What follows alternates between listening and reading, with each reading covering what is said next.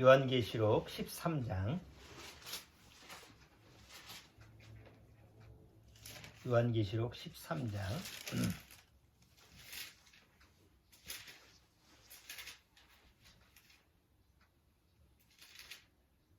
여기에도 요한계시록에 많이 나오대. 요한계시록 13장 몇 절? 7절. 자, 7절서부터 10절까지. 7절서부터 10절까지. 자, 우리 내가 읽어? 네, 임자매님 한번 크게 한번 읽어주세요. 또 권세를 7절. 네, 또 권세를 받아 성도들과 싸우게 되고 각 족속과 백성과 방언과 나라를 다스리는 권세를 맞으니 죽임을 당한 이민 어린 양의 어린 양의 생명책에 창세 이후로 농명, 네. 바꾸어서 네, 농명되지 못하고 농명되지 못하고 또 못되고 네, 못하고 어디더라? 9절. 그죠? 누구든지 귀가 있거든 들을지어다. 사로잡는 자는 사로잡힌 것이요 칼로 죽이는 자는 자기도 마땅히 칼에 죽으리니 성도들이 인내와 믿음이 여기 있느니라. 네, 잘했어요. 자, 잠깐 기도드리고 오늘 예배 시작하도록 하겠습니다. 하나님 아버지 감사합니다. 이번 주간에는 이곳 운정 가정교회에 와서 예배를 함께 드리고 있습니다. 우리가 어느 곳에 있든지 정말 하나님을 항상 사모하고 또 주님께서 우리에게 약속하신 그 소망의 날을 항상 소망하며 말씀을 읽고 묵상하고 서로 교제 나누는 이런 삶이 이 마지막 때 구원받은 성도들에게 참으로 하나님이 기뻐 받으시는 그러한 아름다운 예배의 삶이 되는 줄 압니다. 오늘 이곳에서 주님의 말씀을 통해서 같이 예배를 드리고자 하오니 주님께서 함께 하심으로 말미암아 오늘도 정말 그리스도 안에서 우리가 누려지는 그 하나님의 축복이 우리 심령 안에 기쁨으로 또 역사할 수 있는 그런 귀한 시간이 되도록 주님께서 함께하여 주옵소서. 예수님의 이름으로 기도드리옵나이다. 아멘. 자, 오늘 요한계시록 13장 본문 그 구절 내용을 잠깐 읽었는데 이것은 이제 앞으로 7년대 환란이 있을 때 이 세상을 적그리스도가 통치를 하는데 그 적그리스도가 어떻게 통치를 할 것이냐라고 하는 부분을 우리가 좀 같이 한번 교제를 나누기 위해서 이 내용을 같이 읽었어요. 뭐 우리가 지금 경험하다시피 코로나19 중국 우한에서부터 발생되는 그 코로나19 때문에 온 나라가 지금 시끄러운 게 아니고 온 세계가 시끄럽다라는 것을 우리가 매일 뉴스를 통해서 지금 보고 있어요. 뭐 안 보려고 해도 뭐 텔레비전만 틀면 그냥 코로나 얘기 때문에 그 뭐 신경을 안 쓸 수가 없죠. 물론 지금 우리나라 상황에서는 아직까지 그냥 심각한 그런 상황으로 피부적으로 아직까지는 안 나와 있는데 다른 나라 같은 경우 뭐 미국이나 이탈리아나 스페인이나 유럽 뭐 프랑스나 이런 나라들은 난리가 났어요. 뭐 병원도 지금 마비 상태고 하루에 죽는 사람이 1000명 이상씩 나온다라는 거는 이게 우리가 뭐 가끔 가다가 옆집에서 누가 돌아가셨대. 누가 사고로 죽었대. 이 뭐 한두 사람이 이렇게 죽었으면 뭐 그렇게 하는데 아니 하루에 막 1000명씩 막 죽어나가는 거를 한번 생각을 해보세요. 우리나라는 지금 그런 상황은 아니잖아요. 뭐 사고로 지금 이제 코로나19로 죽은 이런 사람이 뭐 100명 안쪽 조금 넘어가고 있는데 이건 다른 나라에 비교해 보면 너무 큰 영향을 받질 않으니까 아주 실감을 하지 못하는데 다른 나라에서는 아주 심각한 이런 상황이에요. 그래서 이런 갑자기 우리가 지금 닥치게 되는데 아마 지금 우리 이장로님이나 임자매님 뭐 지금 80년 넘게 사셨어도 이런 경험은 처음이실 거예요. 뭐 전쟁도 겪어보고 뭐 여러 가지 인생 사면서 뭐 여태까지 80년 넘게 사시면서 세상 뭐 여러 가지 경험을 하셨겠지만 이런 전염병 옛날에도 전염병이 있었잖아요. 근데 지금 같은 이런 상황에서 전 세계적으로 뭐 소리 없이 그냥 바이러스가 온 사람들을 전염시키고 그것 때문에 오는 여러 가지 파장 이런 경험을 우리가 처음 하게 되는 거잖아요. 어떻게 마스크를 사기 위해서 약국에 줄을 서는 예가 여태까지 없었잖아요. 전에도 그런 적이 없었잖아요. 그러니까 이게 다 전 세계적으로 처음 경험하는 거라고 다 그렇게 얘기를 해요. 근데 문제는 이런 것이 왜 왔을까?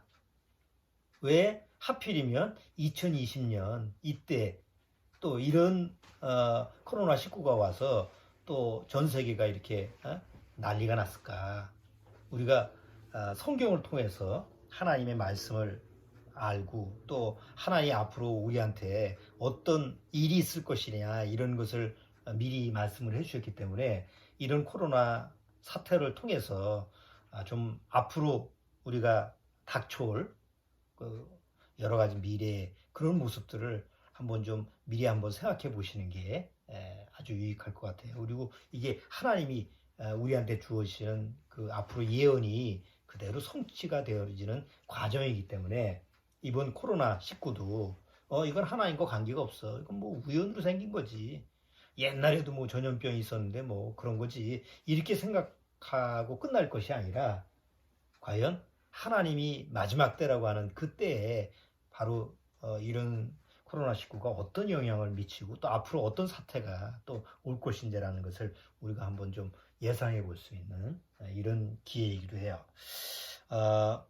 이번 그 신종 코로나19 때문에 문제가 되는 것은 전염병 자체가 문제가 아니고 그 전염병 때문에 코로나19 때문에 세계 경제가 마비가 됐다라는 것이 이제 이게 우리가 좀 주안점을 둬야 돼요. 옛날에는 뭐 옛날 1910년도에 뭐 스페인 독감 뭐 그럴 때는 스페인 지역, 뭐 유럽 지역 이런 식으로 끝날 수 있는데 지금은 그게 아니잖아요. 전 세계적으로 다 영향을 미치는데 이게 전 세계적으로 어떤 영향을 미치느냐? 모든 경제, 뭐 교통수단, 또 사람이 살아가는 그런 삶에 대해서 다 영향을 미치니까 큰 얘기 아닐 수가 없어요. 지금 코로나19 때문에 전 세계 40억 인구가 지금 75억인데 반이 넘는 인구가 어디 가서 있어야 돼요? 집에 가 있으라고 그러잖아. 각자 자기 집에서 우리 지난주에 피난처 얘기를 했는데 졸지에 자기 집이 피난처가 됐어. 그럼 집 없는 사람은 어떻게? 뭐 요새 저 무숙자들 저 역에 살거나 이런 거는 우리나라만 있는 게 아니거든요. 미국도 그렇고 전 세계적으로 집 없는 사람도 많은데 각자 자기 집에서 피난하고 있으라. 뭐 절대 집에 나오면 안 된다고 그러는데 집이 없는 사람은 더 큰 문제지. 어쨌든 간에 전 세계가 지금 순간 정지 상황이 되고 그 다음에 모든 것이 올스톱이 됐어요. 미국 같은 경우에 지금 미국의 실업자 수가 이제 실업급여를 직장을 잘려가지고 실업급여를 받는 게 이번 주에 거의 300만 명이 넘었다고. 300만 명. 앞으로 뭐 600만 명도 될 수 있고 700만 명도 될 수 있다고 그렇게 예측을 하는데, 그러니까 미국이 전 세계의 경제의 가장 중심축인 미국이 지금 이런 정도라고 한다면 그 여파가 뭐 우리나라뿐만 아니라 다른 나라에도 계속 영향을 미칠 수가 있는 거지. 아직까지 우리나라는 뭐 금방 지금 실업자 수가 안 나오는데 이제 점점 지금 직장도 못 나가고 있고 또 뭐 호텔이나 특히 뭐 비행기가 뜨질 않으니까 여행사 또 비행기에 관련된 사람들 또 뭐 교통수단, 철도 모든 것이 지금 올스톱이 돼 있다 보니까 거기에 연관되는 사람들이 다 이제 정지가 생긴 거예요. 뭐 돌아다니 보면 식당도 다 문 닫았잖아. 뭐 식당도 사람들이 안 가니까 큰 뭐 유명한 데는 모르지만 작은 식당들은 다 문 닫고. 그럼 식당에서 일하는 종업원들은 또 거기 일하는 사람들은 다 어떻게 해? 더 일자리 잃고 연쇄 반응이 되는 거야. 그래서 지금 이제 난리가 아닌데 자, 근데 이제 한번 우리가 이런 걸 생각해 봐요. 경제 위기라는 게 지금처럼 경제 위기라는 게 지금 신종 코로나19 때문에 갑자기 온 현상, 이게 유일하게 온 현상이 아니라 이미 전에도 있었거든요. 우리가 이제 우리나라 같은 경우에 1994년에 뭐가 있었어요? IMF 금융위기가 있었죠. 그때 이제 난리가 났지. 그래서 그냥 사업하다가 부도난 사람, 뭐 공장 다 멈추고, 그리고 그때 이제 가정이 파탄난 집이 많았어요. 가장이 직장에서 다 잘리고, 직업을 잃고, 사업하던 사람도 다 부도가 나고. 그래가지고 그때 뭐 주식해서 망하고, 일해서 망하고, 그래서 가정이 파탄이 나고, 해체가 되고, 그 IMF 때 난리가 났었잖아. 뭐 공무원이나, 뭐 특별하게, 뭐 원래 재산이 있었던 사람 쳐놓고, 나머지 사람들은 거의 뭐, 아주 힘든 그 고비를 겪는 게 1994년, 그 우리나라와 또 아시아 국가들인데, 이때 이제 원인은 그 안이한 경제, 그러니까 미리 대비를 하지 못하는 이런 상태. 우리나라도 달러를 미리 이게 사가지고 유지를 시켜야 되는데, 우린 괜찮아. 이러다가 이제 한 방 터진 거지. 근데 어떻게 해서 또 그때 뭐예요? 다 금 팔아가지고 우리나라 사람 또 대단하잖아. 위기라고 하니까 또 똘똘 뭉쳐서 온 집안에 있는 금은부치 다 가져와서 팔고 뭐 어떻게 해가지고 또 위기가 좀 지나갔는데 위기가 지나가는 것이 사실은 뭐 잘 대처를 해서 지나간 게 아니고 IMF 금융 그래서 뭘 받은 거예요? 돈을 빌린 거야. 돈을 사실은. 그러니까 부채 때문에 망했는데 더 빚을 져가지고 그걸 메꿔서 그냥 이렇게 지내온 거예요. 그러다가 이제 어떻게 좀 잘 우리가 순환을 잘 시켜서 지금 좀 다시 정상 빚도 갚고 국가가 정상적으로 돌아온 거지. 자, 2008년도에는 미국에서 금융위기가 있죠. 그건 부동산 거품 때문에 그렇지. 그래서 부동산이 쉽게 얘기하면 10억짜리 부동산 건물인데 갑자기 2억이 된 거야. 아니 10억짜리 그 부동산 집인데 갑자기 2억으로 떨어지면 어떻게 할 거야? 우리나라도 그렇잖아. 그런 위기가 막 우리나라도 아파트가 내가 사는 아파트가 한 5억인데 보통 한 3억이나 뭐 많으면 4억 대출을 받고 집에 들어오자 없는 사람은 5억짜리 아파트를 샀는데 4억의 대출을 받고 1억은 자기 돈 내고 이렇게 해서 이자로 사는데 갑자기 5억짜리가 1억이 됐어. 아니면 2억이 됐어. 그럼 어떡할 거야?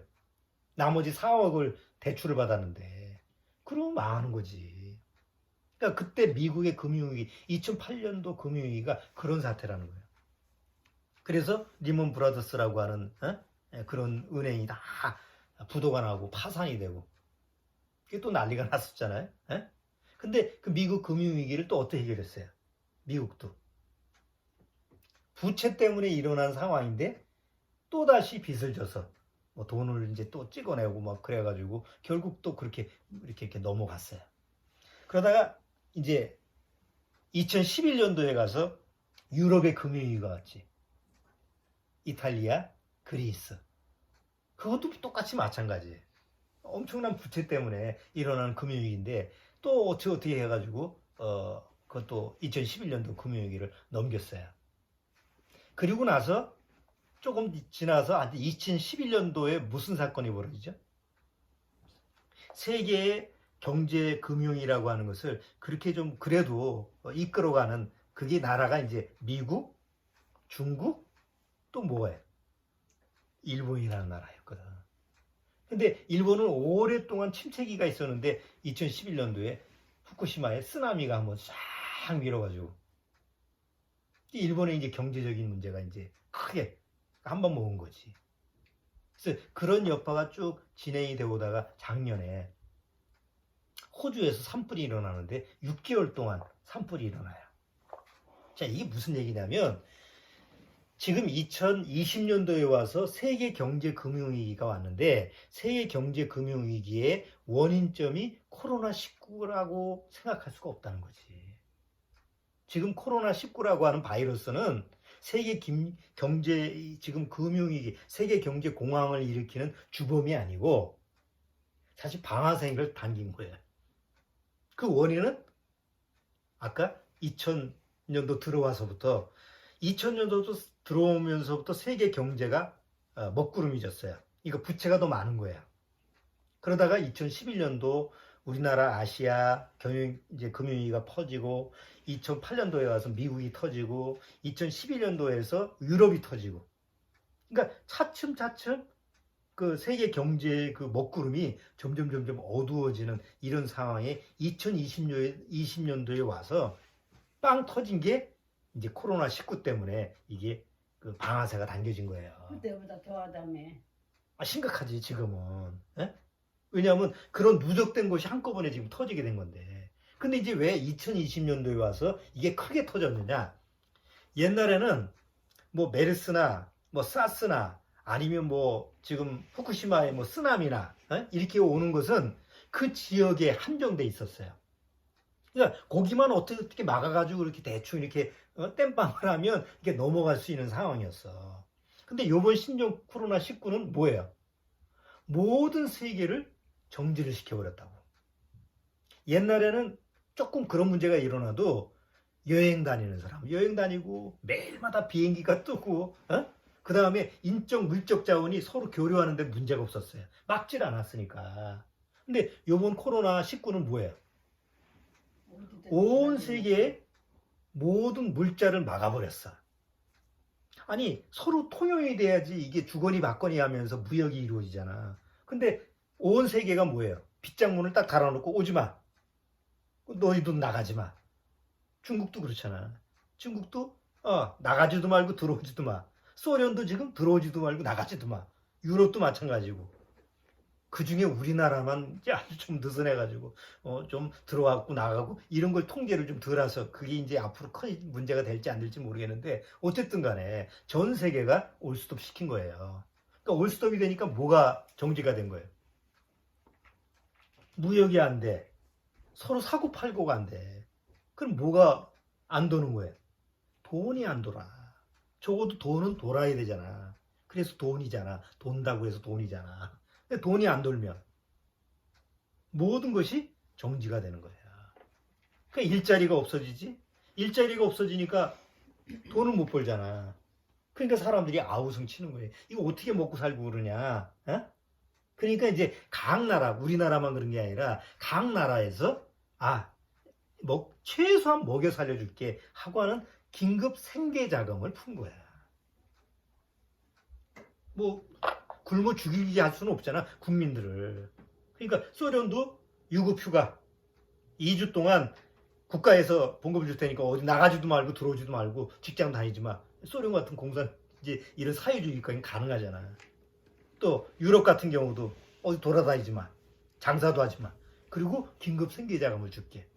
우리나라도 지금 뭐예요? 어디 돌아다니지 마. 집에서만 있어. 그거 어떻게 살란 말이냐? 10만 원 줄게. 뭐 100만 원 줄게. 뭐 얼마 줄게. 이런 식으로 하는 거야. 그 사태가 지금 이런 식으로 가는데 야, 이게 겉으로만 보면 야, 이게 뭐 세상에 이런 상황도 있구나. 이런 일도 우리가 경험을 하는구나 하고 이제 그렇게 끝나버릴 건데 이게 앞으로 성경에서 예언한 그런 7년대 환란 시대가 올 수 있는 일종의 테스트라고 하는 거지. 준비 과정이라는 거야. 자, 아까 우리가 본문 요한계시록 13장에 있을 때는 누가 이 세상을 다스린다고요? 적그리스도가 다스리는 거예요. 왜? 자, 지금 한번 보세요. 이런 신종 코로나19 바이러스 때문에 온 세계가 난리인데 그것을 능동적으로 대처할 수 있는 지도자가 있어요, 없어요? 지도자가 없어. 소련의 푸틴도 옛날 정치적으로 봤을 때는 소련이라는 나라 미국이라는 트럼프 나라, 일본의 아베, 지금 이제 중국의 시진핑 이렇게 보면 정치적으로 봤을 때는 영향력을 미치잖아. 근데 신종 코로나가 딱 터지고 나서 아무 영향력을 미치지 못하는 거예요. 자기 나라에서만. 시진핑은 우리나라, 중국 우한만 그냥 딱 가둬놔. 어? 근데 다른 나라 가지고 이래라 저래라 할 수는 없잖아. 미국도, 트럼프도. 뭐 이래라 저래라 할 수가 없어. 자기 자국에 지금 문제가 심각하니까. 각 나라마다. 자, 지금은 글로벌 시대 아니에요. 전 세계 시대잖아. 그러니까 전 세계를 아울러서 누군가 이렇게 잘 통제를 하고 질서를 지키고 이렇게 해줘야 되는데 이런 인물이 아무도 없고 우리나라 지금 당장 우리나라만 자국의 이익만 하는 쪽으로 나가다 보니까 이제 지금 사람들이 경제 전문가나 정치 전문가들이 우려하는 게 뭐냐면 이게 글로벌 시대에 글로벌 리더가 없다. 지금 엊그저께 G20 세계 정상회담을 우리나라 문 대통령이 주관을 해서 각 나라별로 20명의 정치적 지도자들을 불러가지고 화상회의를 했잖아요. 그 주도를 누가 했냐? 우리나라 문 대통령이 했어. 한 상식적으로 생각해봐. 세계에서 그렇게 크지도 않은 조그만 땅덩어리에 우리나라 대통령이 무슨 영향력이 있어서 세계 정상회담을 시도를 하고 화상회의를 해서 이거 어떻게 했으면 좋겠냐라고 하는 것을 주도적으로 했냐고. 얼마나 인물이 없으면 문 대통령이 실력이 없다 뭐 이걸 깎아내리려고 하는 게 아니고 옛날 상황으로 보면 발언권도 없는 나라잖아. 무시하지. 시진핑이 문 대통령이 얘기한다고 해서 트럼프가 아베가 콧방귀나 끼겠어? 그런데 신종 코로나 때문에 어떻게 대처할 수가 없는 이런 상황이 되다 보니까 그나마 우리나라가 좀 통제가 되고 코로나 이런 거를 할 수 있다라고 하는 인식이 되다 보니까 말을 듣는 거야. 문 대통령이 대처를 어느 면에서는 적절하게 할 수 있다고 볼 수 있지. 그렇지만 전 세계적으로 봤을 때는 글로벌 리더가 없구나라는 것을 우리가 알 수 있는 거예요. 자, 이런 때 이제 성경에서 뭐라고 하느냐? 앞으로 이런 상황은 계속 이루어지는데 그게 7년대 환란 속에 그러니까 하나님이 이제 7년대 환란에서 이루어질 일의 예표고 쉽게 말하면 테스트라는 거지. 자, 나중에 7년대 환란에서 사람들은 어떻게 산다고 그랬어요? 여기 13장에 보면 이제 요한계시록 13장을 보자. 자, 요한계시록 13장 16절. 자, 16절. 저가 모든 자, 곧 작은 자나 큰 자나 부자나 빈궁한 자나 자유한 자나 종들로 그 오른손이나 이마에 표를 받게 하고 누군지 표를 가진 자 외에는 매매를 못하게 하니 이 표는 곧 짐승의 이름이나 그 이름의 수라. 자, 마지막 때 7년대 환란에서는 어떻게 적그리스도가 통제를 하느냐? 사람들한테 표를 받게 해서 그 표를 받은 사람만 매매를 한다고 했죠. 이번에 긴급 생계자금을 전 세계로 주는데 방법이 여러 가지가 나와요. 현금을 줄 거냐 아니면 상품권을 줄 거냐. 현금을 주면 돈을 안 쓸 것 같아서 상품권을 줘서 가서 물건을 사게 기간을 정해놓고. 자, 이거는 앞으로 올 예표예요. 자, 적그리스도가 통치할 때 이 세상은 가장 열악한 환경이에요. 지금보다 더 전염병뿐만 아니라 막 재난이 그냥 계속 넘치는 시대야. 그럼 사람들은 어떻게 살까? 살 수 있는 방법이 없어. 그래서 적그리스도는 어떤 통치를 할까? 배급을 주는 거야. 자기 밑에, 그러니까 적그리스도의 수하에서 자기를 경배하고 숭배하는 그런 모든 사람, 그러니까 짐승을 따르는, 여기 아까 읽었던 그 8절 봐봐요. 죽임을 당한 어린 양의 생명책에 창세 이후로 농명되지 못하고 이 땅에 사는 자들, 그러니까 구원받지 못한 사람들, 거듭나지 못한 사람들은 다 누구한테 경배하리라? 짐승에게 경배하리라. 그러니까 짐승은 여기 적그리스도인데 적그리스도한테 경배할 때 적그리스도는 자기를 경배하는 자들을 먹고 살게 해줘야 되나? 최소한. 그럼 어떻게 먹고 살게 할까? 표를 줘서 배급제를 준다. 사유주의처럼. 그럼 지금 뭘 하고 있는 거예요? 우리나라만 그게 아니잖아. 전 세계적으로 배급제가 지금 된 거예요, 지금. 긴급자금이 배급제라고. 이게 한 달, 두 달, 뭐 세 달 정도 준다고 그러지만 만약에 또 코로나가 오면 또 이런 상황이 벌어지면 또 배급을 줘야 돼. 왜? 일자리가 없어지고 일할 수 있는 상황이 안 되니까. 근데 그때 갑자기 닥치는 게 아니라 지금서부터 연습이 필요하다는 거예요, 지금. 지금 연습이 되는 거예요, 지금. 나중에 와서 적그리스도가 자, 표 받으면 내가 한 달에 얼마씩 넣어줄게. 그거 가지고 살아. 최소한. 다 공평하게 내가 해줄 거야. 잘 살고 못 살고 아니 다 누구나 다 잘 먹고 잘 살게 해줄게. 그렇지만 최소한으로 그렇게 적그리스도가 배급을 하면 갑자기 닥치면 사람들이 거부감을 갖지만 지금처럼 전 세계 사람들이 이렇게 훈련을 하면 나중에는 하나도 이상하지 않단 말이야. 지금 이런 것이 적용이 되는 시대라는 거죠. 이거 얼마나 때가 가까운 거예요. 옛날에 상상을 못했잖아. 예? 일 안 해도 얼마씩 준다는데 뭐. 어? 그리고 일을 할 수 없는 상황이 되면. 자, 근데 여기서 우리가 이걸 알아야 돼요. 적그리스도는 어떻게 모든 사람들을 자기 수하에 둘 수 있을까? 자, 우리가 드라마나 이런 거 영화를 보면 특히 그 돈하고 연관되는 걸 보면 내가 어떤 거를 남의 것을 뺏고 싶어. 어? 저 사람이 가지고 있는 걸 뺏고 싶어. 저 사람이 회사를 뺏고 싶어. 뭐 저 사람의 뭐 가지고 있는 뭐 재물을 뺏고 싶어. 그러면 보통 영화나 드라마를 보면 어떻게 접근을 해요? 그 사람한테 계속 부채를 지게 하지. 예? 저 사람이 재산이 뭐 건물이 있어. 그러면 그 사람으로 하여금 계속 그 가지고 있는 재산보다 더 많은 빚을 지게 하잖아.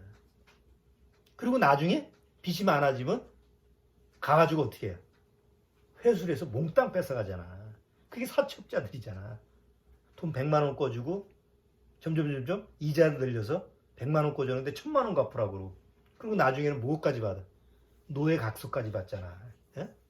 그런 방식이 사단의 적그리스도의 방식이라는 거예요. 그럼 봐봐요.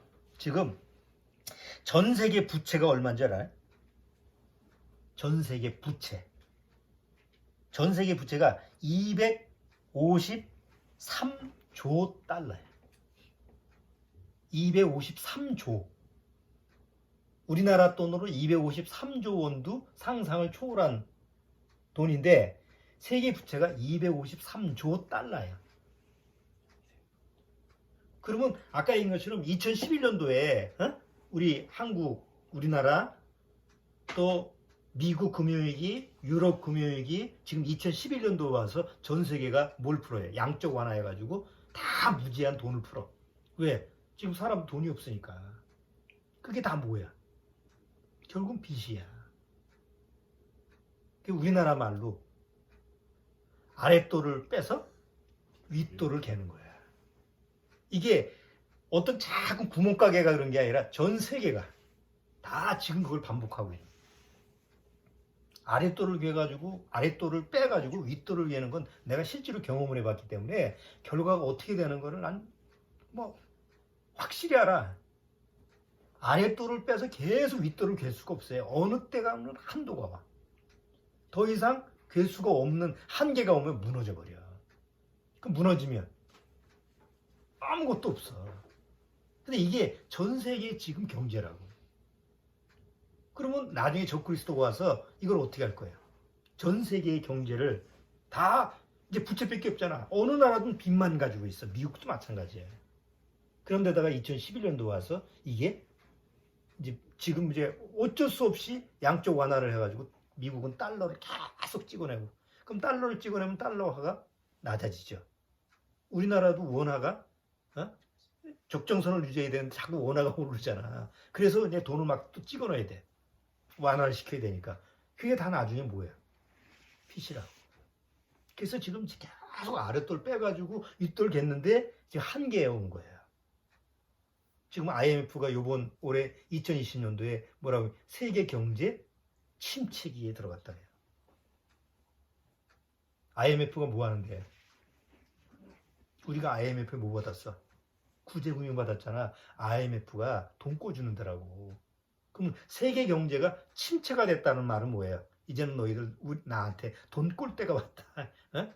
그럼 IMF라고 하는 게 국제 기구 아니야. 금융기구거든. 그럼 저그리스도가 그걸 통제를 했을 때, 너 일로 와. 내 밑에 있어. 그리고 빚진 나라들 다 사. 다 내 밑으로 오라고 그래. 예? 그러면 이제 통제가 가능한 거지. 그리고 모든 사람으로 하여금 번호표를 주고, 그리고 이제는 내가 배급을 줄 테니까 내 말에 따라. 안 따르면 다 죽일 거야. 그게 이제 7년의 환란이야. 언제 끝날런지도 모르잖아. 그렇지. 신종 코로나가 언제 끝나는지도 모르지. 그럼 뭐 언제 지금 이게 수환이 될지 모르니까 이게 아주 깜깜한 거야. 자, 이런 깜깜한 때 우리는 어떻게 살아야 되지? 우리는 어떻게 살아야 돼? 이 점점 깜깜한 시대에 어떻게 살아야 돼? 잘 살아야지. 근데 깜깜한 시대에 이 요새 젊은 애들은 주식 산다고 난리고 주식이 지금 깡통으로 지금 떨어져 가고 있는데 이때 살아야 된다고 해가지고 빚 져가지고 주식 산다고 난리고 어떤 사람들은 이제 집값 떨어졌으니까 집 사야 된다고 난리고 아니 세상에 막 아무 소망이 없으니까 그렇게 해야지. 예?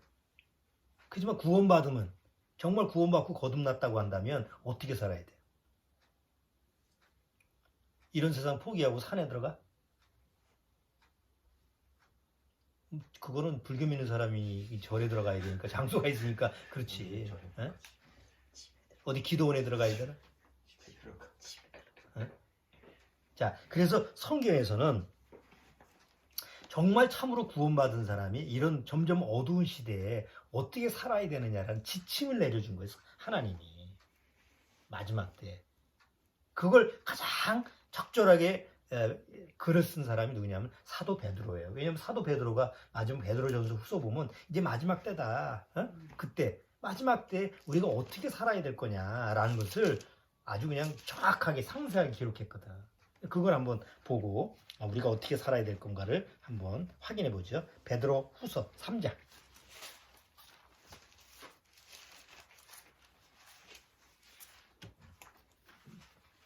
자, 베드로 후서 3장.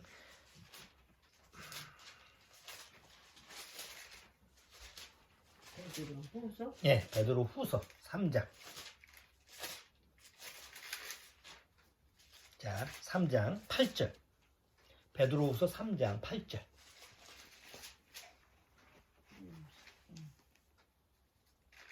베드로 후서 3장 8절. 3장 8절. 예, 다 찾으셨어요? 자, 제가 읽으면서 설명해 볼게요. 사랑하는 자들아, 주께는 하루가 1000년 같고 1000년이 하루 같은 이 한 가지를 잊지 말라. 주의 약속은 어떤 이에 더디다고 생각하는 것 같이 더딘 것이 아니라 오직 너희를 대하여 오래 참으사 아무도 멸망치 않고 다 회개하기에 이르기를 원하시느니라. 맨날 말세하고 아직도 말세가 안 나는데 언제 말세냐? 그건 하나님만이 아세요. 그런데 하나님이 아직까지 지체하신 것은 아무도 멸망치 않고 뭐예요? 돌이키기를. 하나님 앞에 돌이켜서 구원받기를. 그래서 새하늘과 새 땅에 가는 그런 확실한 소망을 하나님이 갖기를 원해서 아직까지 아는 거야. 그러나 10절 그러나 주의 날이 도적같이 오리니. 도둑이 뭐 예고하고 오나? 언제 올지 모르잖아. 자, 지금은요 주님이 언제 오셔도 오늘 오시나 내일 오시나 뭐 모레 오시나 이상하질 않아. 오늘 오셨다고 해서 너무 일찍 오신 것 같아요. 아직 시간이 좀 남았는데 너무 일찍 오신 거 아니에요? 이런 때가 아니라는 거지. 오늘 오셔도 아이고 주님 좀 늦으신 것 같은데요. 이렇게 왜 늦으셨어요? 벌써 올 때가 지났는데 지금 이런 때라는 거지. 벌써 오셔야 될 텐데 아직까지 안 오신 것은 아까 뭐예요? 아직도 아무도 멸망치 않고 한 사람이라도 돌이켜서 하나님 품으로 구원받고 천국에 가는 바로 그 아버지의 마음이 있기 때문에 지금 지체한 거라는 거예요. 그러나 도적같이 주의 날이 도적같이 오리니 그날에는 하늘이 큰 소리로 떠나가고 체질이 뜨거운 불에 풀어지고 그 땅과 그 중에 있는 모든 일이 드러나리로다. 이 모든 것이 이렇게 풀어지리니 너희가 어떠한 사람이 되어야 마땅하뇨. 주식 사고 어디 가서 저 부동산 투자하고 또 뭐 아이고 나 이게 위험해서 안 되겠다. 어디 저 땅굴 파고 가지고 거기서 뭐 무슨 저 숨을 수 있는 그런 요즘 나오는 것처럼 이런 피난처를 만들겠다. 이런 쓸데없는 생각하지 말고 하나님 말씀. 여기 이제 뒤에 봐요. 여기 뭐라고 돼 있어요? 돈도 없고. 거룩한 행실과 경건함으로 하나님의 날이 임하기를 바라보고 간절히 사모하라. 자, 첫 번째 자세. 첫 번째 자세. 뭐예요? 거룩한 행실과 경건함으로 하나님의 날이 임하기를 바라보고 사모하라고. 주님 빨리 오세요. 주님 오신다고 그랬잖아. 예? 그러니까 얼른 와서 우리 데려가세요. 이 세상에 아무 소망이 없어요. 이 땅에는 아무 내가 마음 둘 곳이 없어요. 나 빨리 데려가세요. 이런 소망이 간절하란 말이야. 예? 그런데 어떻게? 거룩한 행실과 경건함. 뭐가 거룩한 행실일까? 뭐 십계명 지키고 율법 지키고 이런 거예요? 구원받아야지. 그렇지. 자, 구원받고 거룩한 행실과 경건함이라는 건 간단해요. 매일 하나님 말씀을 읽고 하나님 말씀을 묵상을 하고 교제하는 거예요. 그게 거룩한 행실과 경건함의 기본이야. 그게 안 되면 뭐 어디 가서 뭐 착한 일하고 이런 게 아니라고. 자, 두 번째는 두 번째 14절 보세요. 그러므로 사랑하는 자들아 너희가 이것을 바라보나니 주 앞에서 점도 없고 흠도 없이 평강 가운데 나타나기를 힘쓰라. 뭐도 없이? 점도 없고 흠도 없이. 하나님 앞에서 옛날 구약의 제사를 드릴 때 희생제물 양을 드릴 때 어떤 양을 드려야 돼? 점도 없고 흠이 없는 희생제물을 드리라고 하잖아. 지금도 마찬가지예요. 구원받은 내가 점도 없고 흠이 없는 그런 하나님 앞에서 그런 사람으로 가기 위해서는 우리가 점도 없고 흠이 없나? 우리 옛사람은 죄악투성이잖아. 근데 우리 새 사람은 그리스도 안에 새 사람은 점도 없고 흠도 없잖아. 그러니까 항상 하나님 앞에서 화평 가운데서 평강 가운데서 하나님 앞에 드려질 수 있는 사람이지. 그렇죠? 자, 세 번째는 16절.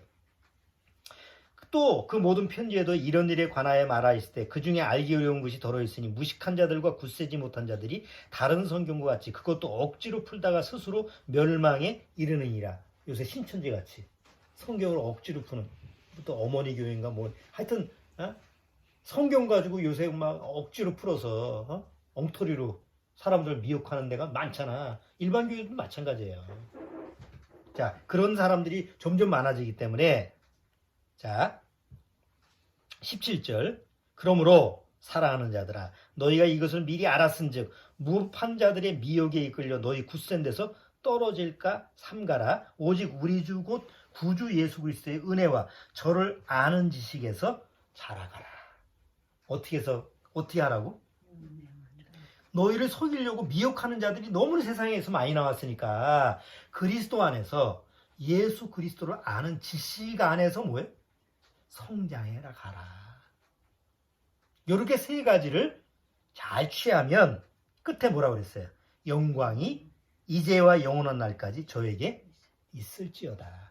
영원한 생명으로 너를 보호 지키신다. 이걸 믿어? 믿어야지. 아니, 안 믿는 사람. 아니 뭐 안 믿는 사람은 믿을 재간이 없지. 그러니까 점점 세상은 가까워지고 있고 하나님이 말씀한 대로 이제 주님이 오실 날이 가까워진 거예요. 자, 이런 가까울 때 베드로 사도는 어떻게 살으라고? 첫 번째, 주의 날을 사모해라. 아이 언젠가 오시겠지 뭐 이러지 말고 정말 주님이 빨리 오시기를 기대하고 사모하고 기다리라고. 예? 주님 빨리 오세요. 두 번째는 주 앞에서 점과 흠이 없이 평강 가운데서 기다려요. 주님이 오실 때 정말 점도 흠도 없는 그런 예물로 하나님이 받아주시는 그런 자세를 항상 취하는 거지. 이것도 어떻게 취할 수 있어요? 매일 성경 읽고 묵상을 하고 교제를 나누면서. 마지막, 세상에 미혹하는 자들이 너무나 많기 때문에 항상 그리스도 안에서 성경을 읽고 교제 나누고 말씀을 묵상하면서 주 안에서 어떻게 하라고? 하나님을 아는 지식으로 성장해 가야 돼. 정지되면 안 돼. 그럼 사단의 밥이 돼. 그러면 주님의 영광이 너를 영원히 지키실 거다. 이게 약속, 아니 이게 완벽하잖아. 그렇잖아요. 한번 생각해 보세요. 지금 이 코로나19 때문에 세상이 난리고 종교도 난리야. 기독교만 그런 게 아니야. 불교도 오지 말라 선포했어. 캐톨릭도 오지 말라고 그랬어. 이슬람교도 사원에 코로나가 도니까 뭐예요? 힌두교들, 이슬람교들 다 종교 금지야. 세상에 모든 게 올스톱 돼 있어. 그런데 이런 어두운 상황에서 세상 종교 어느 종교 쳐놓고 세상 종교 어느 종교 쳐놓고 우리 하나님 아버지 말씀처럼 야 이런 어두운 때 너 이렇게 살아라고 이렇게 얘기하는 종교가 없어요. 이상하지? 응? 세상에 이런 어두움이 닥쳤는데도 어떤 종교에도 야 코로나19를 피하기 위해서는 우리 잠시 정지시키자. 뭐 우리 신 믿는 게 뭐 어디 가니? 응? 그리고 그냥 이런 상태에서 정지가 돼 있는데 오직 살아계신 하나님만 성경을 통해서 이런 어두울 때라도 너희는 이렇게 해라 라고 하는 지시가 내려졌다고. 이게 교주의 지시하고 달라. 이게 교주의 지시가 아니잖아. 신천지 이만희 뭐 다 죽은 듯이 가만히 있어. 이게 비는 피해야 돼. 어?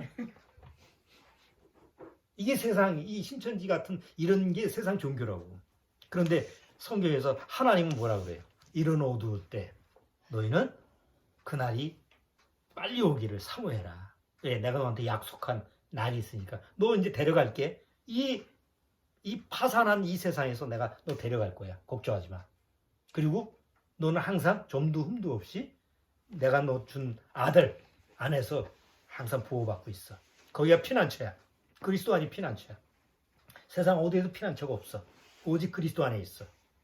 그리고 그 안에서 하나님의 말씀을 읽고 묵상하고 또 말씀을 듣고 교제 나누면서 자라가. 성장해가. 그러면 내가 어떻게 한다고? 영원히 지키고 보호하고 책임질 거야. 이렇게 확실하게 해주시는 말씀이 어디서 세상 종교에 없다니까. 어떤 종교에도 오직 하나님 말씀밖에 없는 거예요. 그리고 이 말씀이 약속으로 주어진 사람이 누구냐면 거듭난 성도예요. 구원받은 우리 아니에요? 그렇기 때문에 이런 이제 앞으로 지금 심지어 코로나19가 점점 확산돼 가고 있기 때문에 언제 종식될지 아무도 몰라요. 그래서 지금 우리나라 경제 전문가도 절대 뭐 이게 빨리 끝날 것 같지 않다. 세계 경제 전문가도 이건 빨리 끝나는 게 아니다. 그래서 곡선을 경제에서 곡선을 얘기하는데 V자로 그래서 내려갔다가 다시 올라갈 거다. 아니면 U자 천천히 내려갔다가 다시 올라갈 거다. 이렇게 이제 전에는 예측했는데 요즘은 그게 아니고 L자 내려가서 쭉. 더 극단적으로 얘기하는 사람은 I자 계속 내려갈 거다. 그러니까 점점 어두워지는 거예요. 그래서 사람들은 이런 상황이 지금 금방 닥치지 않으니까 지금 뭐 정신없이 마스크만 사러 다 돌아다니고 어디 저 사재기나 하러 돌아다니고 사재기에서 라면 몇 박스 하면 그거 먹고 죽을 거야? 눈앞에 닥친 거밖에 모르잖아. 성경에는 확실하게 이런 상황이 있어도 하나님이 나를 피난처에서 안전하게 보호하시고 영원히 책임져 주신다는 약속이 있음에도 관심이 없어. 그냥 짐승들처럼 그냥 눈앞에 닥친 것만 땅에 떨어진 것만 바라보고 살아요. 그런 모습을 어리석은 사람들아. 야고보가 그러잖아. 어리석은 사람이라. 너희가 잠깐 있다가 없어지는 안개와 같은 존재라는 걸 모르느냐? 우리는 뭐가 있어요? 영원하신 하나님의 약속이 있고 소망이 있는 거 아니에요? 참 감사한 일. 어쨌든 간에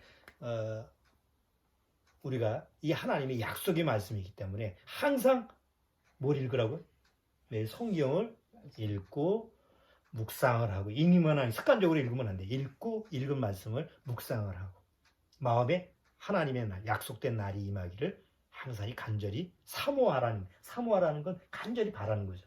사모하고 이게 정말 하나님이 우리한테 주신 귀하신 이 마지막 때 옳은 자세라는 걸 꼭 기억하시기 바랍니다. 이 영상을 보시는 우리 가정교회, 각 가정교회 여러분들도 꼭 오늘 하나님 아버지가 말씀하시는 그 베드로를 통해서 말씀하시는 이 마지막 때 우리의 자세를 꼭 기억하시고 마음에 명심하시기 바랍니다. 자, 기도하고 마치겠습니다. 하나님 아버지 감사합니다. 오늘 이곳 운종 가정교회에 와서 오늘 주님의 말씀을 통해서 이 마지막 때 우리가 어떤 자세로 살아야 될 것인가. 그냥 이 다가오는 이 세상 파도, 그 엄청난 밀려오는 그런 먹구름을 바라보고 두려워하고 공포감만 가지고 쩔쩔매는 이런 어리석은 모습을 취할 것인지, 아니면 오히려 이런 때에 하나님의 날이 임하기를 간절히 사모하고 그리스도 안에서 좀도 흠도 없이 주님 앞에 그냥 나를 맡기는, 그래서 그 안에 아버지를 아는 그리스도라는 지식으로 자라가다가 어느 날 때가 되면 주님이 데려가시는 그런 약속을 믿고 살아갈지 정말 현명한 선택을 할 수 있도록 주님께서 이끌어 주옵소서. 예수님의 이름으로 기도드리옵나이다. 아멘. 수고하셨습니다.